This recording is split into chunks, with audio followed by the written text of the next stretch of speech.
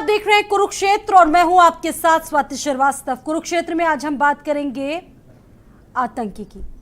आपको बता दें कि सहारनपुर से देवबंद इलाके से एक आतंकी को पकड़ा गया है, जिससे पूछताछ लगातार चल रही है। लेकिन सवाल ये है कि लगातार तमाम संदिग्ध लोगों के जो कनेक्शन हैं उत्तर प्रदेश से इससे पहले भी सामने आ चुके हैं। और जिस तरीके से देश अपना 75वां अमृत महोत्सव मना रहा है, पूरे देश भर में, ना सिर्फ उत्तर प्रदेश भर में इसकी रौनक देखने को मिल रही है। और ऐसे में जिस तरीके से उत्तर प्रदेश के सहारनपुर इलाके से ये आतंकी पकड़ा जाता है, वाकई तमाम सवाल खड़े होते हैं। तो देश एक तरफ अमृत महोत्सव मना रहा है, दूसरी तरफ रिकॉर्ड बनाने की कोशिश कर रहा है। और ऐसे में ये तमाम लोग जिनको पकड़ा जा रहा है, एटीएस की तरफ से इनको पकड़ा गया, एक आतंकी को पकड़ा गया, अपने आप में गंभीर सवाल उठाता है। सवाल यह है कि आजादी के जश्न पर किसकी काली नजर है। और यह भी पता चला, यह भी जानकारी निकलकर सामने आई है कि ये नुपुर शर्मा, जो कि बीजेपी की सस्पेंडेड प्रवक्ता है, उसको मारना चाहता था, फिदायीन हमले की तैयारियों में था। और बहुत सारी बातें निकलकर सामने आई हैं। तो तैयारियां इसकी बहुत सारी थी, नुपुर शर्मा की हत्या करने की। इसके अलावा फिदायीन हमला कर सकता था। लेकिन इनके तमाम मंसूबों पर एटीएस ने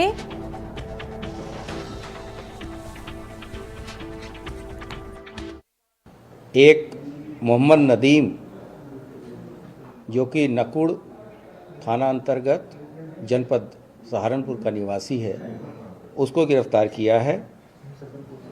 और ये व्यक्ति जैश ए मोहम्मद नामक आतंकी संगठन के नेटवर्क का एक सदस्य है। इसका मुख्य उद्देश्य उत्तर प्रदेश में विभिन्न जगहों पर आतंकवादी घटना करने की थी। मोहम्मद नदीम पाकिस्तान स्थित अपने हैंडलरों के साथ विभिन्न प्रकार के ऑनलाइन प्लेटफॉर्म के जरिए जुड़ा था, जिससे कि वह आतंकवादी घटनाओं को अंजाम दे सके।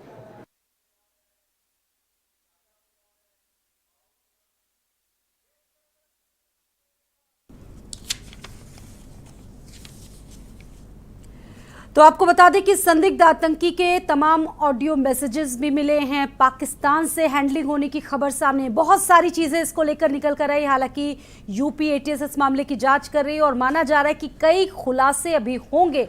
इस पर हम चर्चा करेंगे। तमाम खास मेहमान इस वक्त हमारे साथ जुड़ गए हैं इस चर्चा में, उनसे हम चर्चा करेंगे। शुरुआत करते हैं चर्चा की और स्वागत करते हैं अपने तमाम मेहमानों का। चंचल यादव जी हैं, प्रवक्ता समाजवादी पार्टी से। शबनम पांडे जी हैं, प्रवक्ता बीजेपी से। और इसके अलावा शैलेंद्र तिवारी जी हैं, कांग्रेस प्रवक्ता। बहुत बहुत स्वागत है। और दिलीप यशवर्धन जी हैं हमारे साथ, कानूनी सलाहकार के रूप में। बहुत स्वागत है आप सभी का। शुरुआत करेंगे शबनम जी से।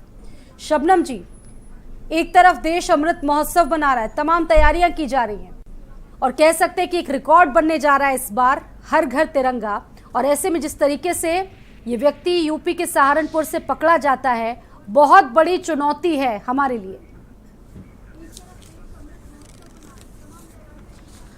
निश्चित तौर पे देखिए, जब देश की एकता और अखंडता की बात आती है, सुरक्षा की बात होती है, तो हमारे सेना को, हमारे इंटेलिजेंस को, तमाम ऐसी एजेंसियों को सतर्क होकर रहना होता है। और जब भी हमारा राष्ट्रीय पर्व आता है, खासकर उस वक्त ये आतंकवादी संगठन कहीं ना कहीं भारत में अस्थिरता फैलाने के लिए अपनी सक्रियता दिखाने लगते हैं। पर हमारी जो एजेंसियां हैं वो इतनी सतर्क रहती हैं कि समय से पहले उन्हें पकड़ लेती है। और खासकर इस सरकार में अगर देखा जाए तो लगातार उनके ऐसे मंसूबों को ध्वस्त करती हुई सरकार दिखी है। सारी एजेंसियां सक्रियता के साथ समय से पहले इनको गिरफ्त में ले लेती है। अभी इसी तरीके से एक घटना हुई थी जो बिहार बॉर्डर पे चाकू और तमाम चीज़ों के तमाम प्रतिलिपियों के साथ एक आतंकी पकड़ा गया था। उसका भी मंसूबा नुपुर शर्मा जी को मारने का था। तो लेकिन उसको भी समय से पहले पकड़ लिया गया। अब और इसका भी मंसूबा शबनम जी, इसका भी मंसूबा के लिए नुपुर पांडे को, माफ कीजिएगा, नुपुर शर्मा को मारने का था। नुपुर शर्मा जी जी, इस बार भी ये जो आतंकी यहाँ से पकड़ा गया है ये भी इन्हीं मंसूबों को लेकर ये सब काम कर रहा था और बताया जा रहा था कि इसकी हैंडलिंग भी पाकिस्तान से हो रही है। जी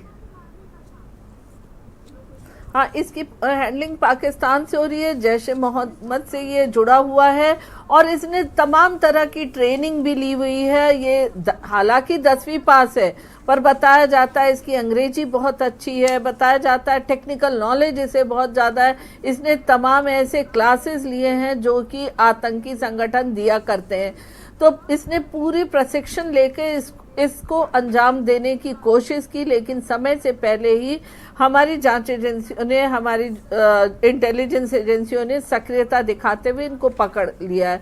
तो ये एक हमेशा चुनौती रहती है सरकार के पास और एजेंसियों के पास कि समय से पहले ऐसी कार्रवाई को रोकने का। स्लीपर सेल्स भी पकड़े जाने वाले हैं, काफ़ी यंग लड़के को इन्होंने बहकाया है, उनके भी नाम सामने आए हैं, उनकी भी धरपकड़ चल रही है।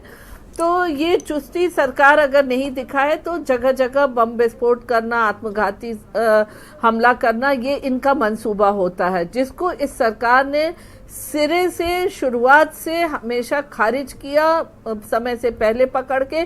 और ये भी एक वजह है, बड़ी वजह है कि जनता को इस बात की पूरी तरीके से विश्वास है कि ये सरकार हमारी सुरक्षा के लिए हमेशा मुस्तैद रहती है। शबनम जी, लेकिन बड़ा सवाल ये है, इससे पहले भी अगर 1.5 दशकों की बात करें, चलिए उस पर हम नहीं जाते हैं, अगर हाल फिलहाल की घटनाओं का हम जिक्र करें तो आतंकवादियों का कनेक्शन यूपी से लगातार बढ़ता जा रहा है। ऐसी घटनाएं लगातार सामने आ रही हैं।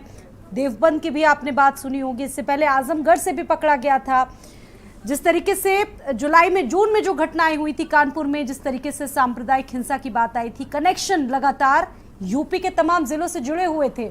उदयपुर वाला कांड भी आपको याद होगा, उसका भी कनेक्शन यूपी से जुड़ा हुआ था। सवाल यहाँ पर यह है कि यूपी ही क्यों सूत्रधार बनता जा रहा है, लगातार पैट यूपी ही क्यों बनता जा रहा है?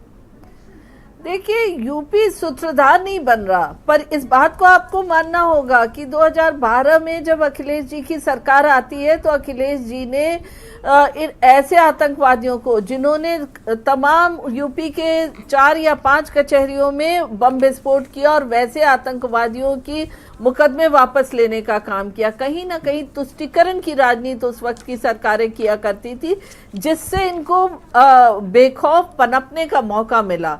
लेकिन आज हर समय जब कभी भी ये कुछ माहौल बनाना चाहते हैं या जो भी ये अब कॉन्स्पिरेसी करते हैं, उससे पहले ही जांच एजेंसियां इनकी कमर तोड़ देती है। तो निश्चित तौर पे जड़ से उखाड़ने में समय लगता है और सरकारें लगातार लगी हुई हैं जड़ से उखाड़ने के लिए, क्योंकि देखिए कहीं ना कहीं देश के सामने हमें ऐसे आतंकवादी और अराजक तत्वों को जड़ से उखाड़ना पड़ेगा। भले इस पर विपक्ष कितना भी आंसू बहाए या कितनी भी बगावत के तेवर से बोले, हमें उसे नजरअंदाज करते हुए उन पे कार्रवाई करने की जरूरत है, और हमारी सरकार इस पर कार्रवाई कर रही है। यूपी सरकार खासकर बहुत ही मुस्तैदी से इस पर कार्रवाई कर रही है। इसलिए आप देखिए, इस दौरान में माननीय योगी आदित्यनाथ जी के मुख्यमंत्री काल में ऐसी घटनाओं को अंजाम देने में ये लगातार विफल रहे। चंचल यादव जी, आप विपक्ष में हैं, कितना घातक, कितना खतरनाक, और सवाल वही है कि यूपी से कनेक्शन होना, यूपी में पैठ बनाना इनके लिए कितना आसान है, और यूपी ये राज्य इनके लिए इतना मुफीद क्यों? देखिए, सबसे पहली बात तो मैं बताऊं कि जिस तरीके से शबनम जी अपनी सरकार का महिमा मंडन कर रही थी, बहुत दुर्भाग्यपूर्ण है। एक तरफ जहां पूरे प्रदेश में आप देख रही हैं आए दिन जो है घटनाएं घट रही हैं, पूरे प्रदेश में भी आप ही जिक्र कर रही थी, कई सारे जिलों में जो है, कई सारे जिलों में आतंकवादी घटनाएं, आतंकवादियों से लिप्त जो लोग जगह जगह पाए जा रहे हैं, उसके ऊपर जांच एजेंसी अपना काम करी, लेकिन ये अपनी पीठ खुद थपथपा रही हैं। आप देख रही हो जिस तरीके से इन्होंने जो पिछली सरकार को भी कोस दिया, इन्होंने अपनी सरकार को भी अपने पीठ थपा दिया इन्होंने। तो मेरा ये सवाल इनसे है कि ये वही लोग हैं जो पठानकोट में आईएसआई को भी ला करके जांच करवाए थे। आपको याद होगा स्वाति जी, जब पठानकोट हमला हुआ था उसके बाद आईएसआई को दावत किसने दिया था? इन्हीं की सरकार ने दी थी। और आके जांच कराए। और हमारे प्रधानमंत्री जो बिरयानी खाने चले जाते हैं पाकिस्तान अचानक से, तो जो ये कई सारी चीज़ें जो लोग करते रहते हैं बीच बीच में, उन सबके भी कई सारे परिणाम हैं। मैं उन बातों पे नहीं आऊँगा। मैं ये कहना चाह रहा हूँ घटना का अभी जो घटना का जो जांच एजेंसियां काम कर रही हैं, वो अपनी मुस्तैदी से अपना काम कर रही हैं, और मैं क्या नाम है धन्यवाद करूंगा। और मुझे फ़ख्र है कि उन जांच एजेंसियों में जो हमारे अधिकारी हैं वो लगातार जो है ऐसी घटनाओं को जो क्या नाम है ख़त्म कर रहे हैं, ऐसी घटनाओं को जो है हमेशा बेनकाब कर रहे हैं। और जहाँ तक नुपुर शर्मा का सवाल है, आपने देखा होगा माननीय उच्च न्यायालय ने भी जिक्र किया कि बताइए जिस तरीके से एक महिला ने पूरे देश में दंगे भड़काने वाली जो है क्या नाम है, एक तरीके से कह सकते हैं कि साजिशन, मैं तो कह सकता हूँ साजिश के तहत जो है ये बीजेपी के द्वारा जो ये सब किया गया कि पूरे देश में अमन चैन, जो हिंदू मुसलमान का भाईचारा है, जो गंगा जमनी तहजीब है, उस चीज को हमेशा चोट पहुंचाने की लगातार ये लोग काम करते रहे हैं। अब तो बीजेपी ने सस्पेंड कर दिया है, किनारा कर लिया। कहां सस्पेंड कर दिया है? कहां से? सुप्रीम कोर्ट ने खुद, माननीय सुप्रीम कोर्ट ने स्पष्ट कहा कि इसको गिरफ्तार क्यों नहीं किया जा सकता है, लेकिन क्या इन्होंने गिरफ्तार करवाया उनको?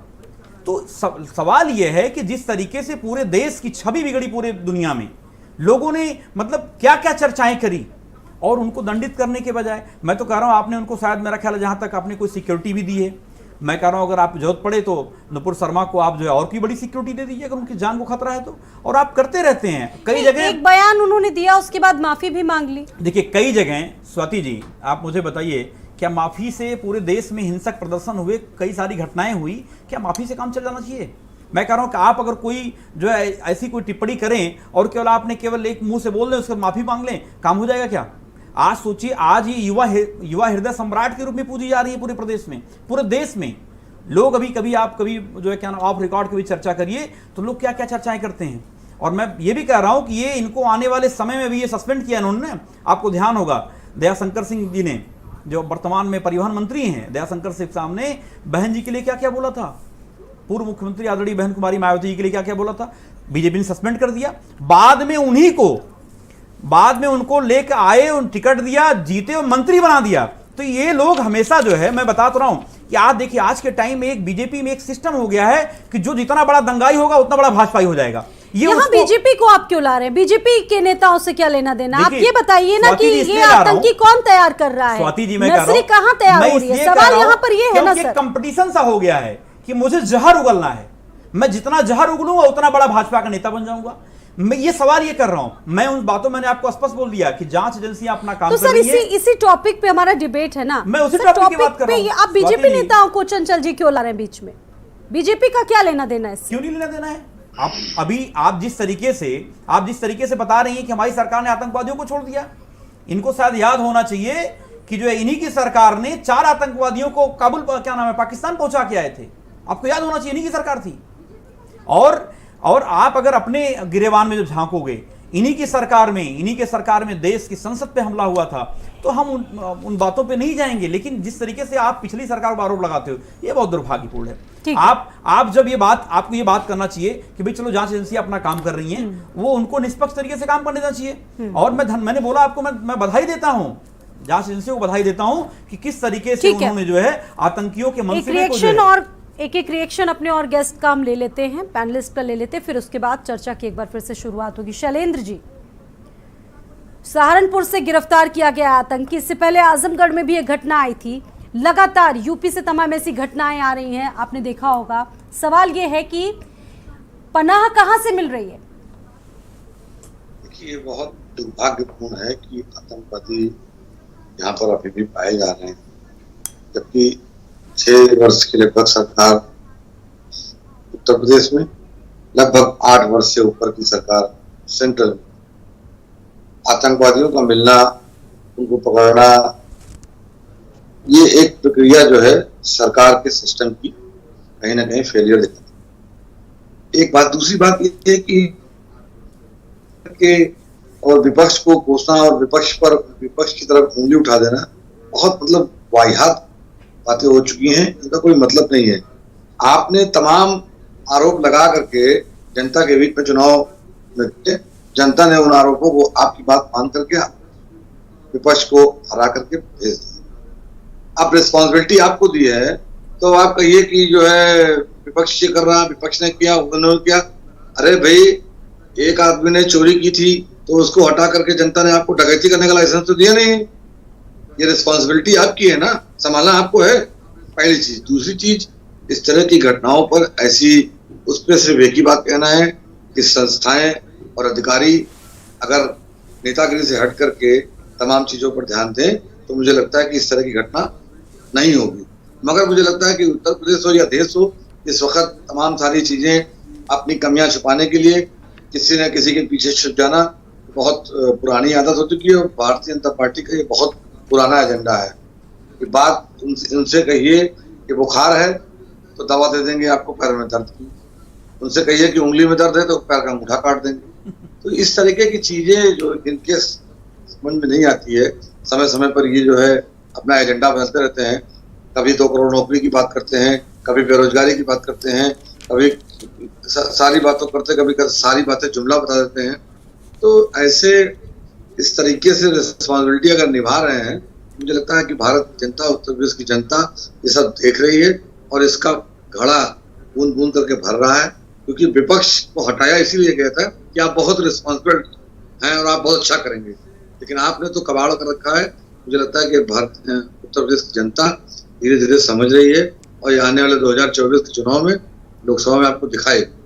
ठीक है, शबनम जी से इसका जवाब कुल मिलाकर के एक बात कहना है कि जितनी भी चीजें हैं, जो लोग बहुत सेंसिटिव इशू है, इस पर किसी पर उंगली उठाना से बेहतर है कि मिल करके इस समस्या को सामने आकर के लड़े और इसमें एक दूसरे का सहयोग करें, ना कि जो है सत्ता में बैठ कर ये जिस तरीके से ये घटनाएं तमाम निकलकर सामने आ रही हैं, इस पर पॉलिटिक्स नहीं बल्कि संजीदगी से सोचने की जरूरत है कि क्यों उत्तर प्रदेश जड़ें यहाँ पर आतंकी बढ़ती जा रही है, जम रही है, सुनिए, नर्सरी हो रही है। समस्या है, बहुत बड़ी समस्या है। यदि उन लोगों को पनाह विपक्ष देता है या उनको पनाह सरकार देती है या कोई पनाह नहीं देता, वो अपने सिस्टम से अंदर आए हैं, तो कहीं ना कहीं सरकार का फेलियर, ये जिम्मेदारी सरकार की बनती है। और सरकार जहां विपक्ष की मदद चाहता है, पूछे, बोले, मीटिंग करे, सर्वदलीय बैठक बुलाए, चाहे उत्तर प्रदेश हो चाहे देश हो। लेकिन खाली आरोप लगा देना कि विपक्ष कर रहा है, विपक्ष कर रहा है, मुझे लगता है कि मूर्खतापूर्ण है। और रही बात तर्क की, तो सिर्फ एक बात कहना चाहता हूँ, यदि कोई भी ताकतवर व्यक्ति उत्तर प्रदेश की इतनी ताकतवर सरकार के बीच में घुसता है तो कहीं ना कहीं सरकार में लूपहोल है, चाहे वो जिस माध्यम से हो, चाहे वो विपक्ष के माध्यम से हो, चाहे वो सिस्टम के माध्यम से हो, चाहे सरकार के सिस्टम के माध्यम से हो, यानी सरकार फेलियर है। और सरकार की जिम्मेदारी बनती है कि उस रिस्पॉन्सिबिलिटी को माने, जिम्मेदारी को समझे और उसे माने कि हाँ, यह कहीं ना कहीं हमारी गलती है। गलती मानने में क्या लगता है, जिनकी जिम्मेदारी है उन्हें समझने की जरूरत है। ये मुद्दे राजनीतिक नहीं है, ये देश के मुद्दे हैं। देश प्रदेश सभी का है, किसी एक पार्टी का नहीं है, सबका है। दिलीप यशवर्धन जी भी हमारे साथ जुड़े हैं इस पैनल में, कानूनी सलाहकार। दिलीप जी, आप देख रहे होंगे शहर शहर स्लीपर सेल लगातार स्थापना कर ही रहे हैं और उत्तर प्रदेश इतना बड़ा राज्य कि पता लगाना भी बहुत मुश्किल हो जाता है। बहुत बड़ी चुनौती हमारे प्रदेश के लिए खास तौर से। स्वाति जी, वैसे तो ये रेगुलर फीचर है, लेकिन जब भी देश का कोई पर्व आता है, चाहे 26 जनवरी हो चाहे 15 अगस्त हो, इस तरह के मौक़ों पर ये घटनाएं या ये आतंकवादी गतिविधियां कुछ ज़्यादा बढ़ जाती हैं, क्योंकि उन्हें पता होता है कि ऐसे मौक़ों पर अगर देश को नुकसान पहुंचाया जाएगा तो ये देश की इंटरनेशनल लेवल पर बदनामी होगी और इस देश की जो स्थिति है उसकी खराबी जनता के सामने जाएगी और प्रशासन की जिम्मेदारियां जो प्रशासन को निभानी चाहिए वो पूरी नहीं हो पाएंगी। ये जनता के बीच में से रोष फैलेगा। देखिए, जो भी आतंकवादी घटनाएं हैं इनको रोकना प्रशासन की जिम्मेदारी है, लेकिन प्रशासन हमेशा शासन के अंडर में होता है और शासन राजनीति से चलता है। तो अगर इस देश में आतंकवाद की घटनाएं बढ़ रही हैं तो इसकी जिम्मेदार राजनीति है। अब वो राजनीति है, राजनीतिक पार्टियां नहीं है, पार्टियां कोई भी हो सकती है। कुल मिलाकर के कमोवेश हर राजनीतिक पार्टी कभी न कभी प्रदेश और देश में सत्ता में रही है और हर एक के समय में इस तरह की घटनाएं होती रही हैं। खत्म क्यों नहीं? देखो, अगर पक्ष विपक्ष दोनों एक दूसरे पर आरोप प्रत्यारोप लगा रहा है, आपको लगता है कि सरकार में इसमें कोई शामिल होगा या विपक्ष में इसमें कोई शामिल होगा? मैंने कहा, मुझे तो नहीं ऐसा लगता। नहीं स्वाति जी, मैंने कहा ना, इसकी जिम्मेदार राजनीति है। राजनीति का मतलब यही है कि जब कोई भी पार्टी सरकार सत्ता में बैठती है तो वो उसका ठीकरा विपक्ष पे फोड़ देती है और विपक्ष ये कहता है कि सरकार नाकाम है इन घटनाओं को रोकने में, और जब वही विपक्ष सत्ता में आता है तो उसके समय भी यही घटनाएं होती हैं, तो वो उसका ठीकरा पूर्ववर्ती सरकारों पर फोड़ देता है। कुल मिलाकर के ये प्रशासन का काम है, प्रशासन शासन के अंडर में आता है और शासन राजनीति से चलता है।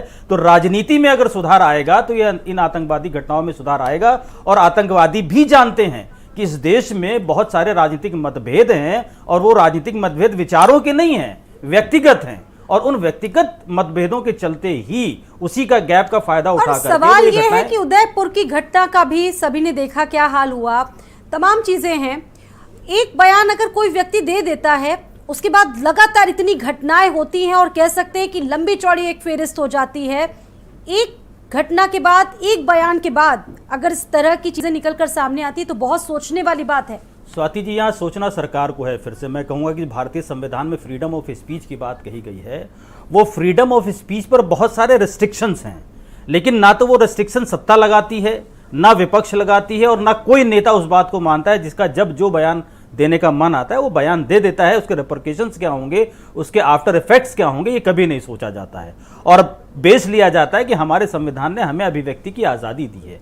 अभिव्यक्ति की आज़ादी अगर इस देश में डिस्टर्बेंस पैदा कर देता है, इस देश में अगर आतंकवादी घटनाओं को बढ़ावा देता है, या मैं कहता हूं कि ये जो आतंकवादी पकड़ा गया है ये नुपुर शर्मा को ही मारने जा रहा था, अगर ये नुपुर शर्मा को मार देता तो वो जो इस्लामिक बदला होता वो अपनी जगह पर होता, लेकिन नुपुर शर्मा की अगर मौत हो जाती है तो इस सरकार की सिक्योरिटी पर कितना बड़ा सवाल होगा, ये कितना बड़ा सवाल होगा विपक्ष के ऊपर भी। इस तरह से निकल कर आई है, सीएम को मार देने की धमकी दी गई है। लगातार इस तरह की खबरें हम लोग पढ़ते रहते, बताते रहते हैं। यहाँ इस तरह की देखिए, ये देश के इंटरनल मामले, राजनीतिक मतभेद, ये एक साइड हो गया, लेकिन वो लोग जो देश को नुकसान पहुंचाना चाहते हैं, देश में आतंकवादी घटना चाहते हैं, वो एक दूसरा पक्ष है। लेकिन यहां पर इस तरह की मिक्सिंग है कि इन दोनों के बीच में जो बाउंड्री है वो बाउंड्री नहीं समझ पाते हैं राजनीतिक लोग, कि कहां पर हमको वैचारिक मतभेद रख के अलग अलग बात करनी है और कहां पर हमको देश का हित समझ करके एक जैसी बात करनी है। इस तरह की जो आतंकवादी घटनाएं हैं या जो कानून,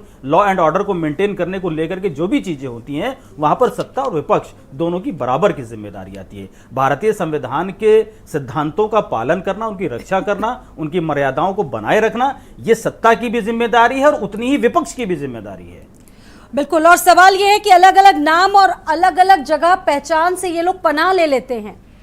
इसका मतलब जो लोकल इंटेलिजेंस है कहीं ना कहीं उसका भी बड़ा फेल्योर है। यहाँ पर रुक रहे हैं एक छोटे से ब्रेक के लिए। ब्रेक के उस पार भी इस पर चर्चा लगातार हम करते रहेंगे। एक छोटा सा ब्रेक, बहुत जल्द लौटेंगे।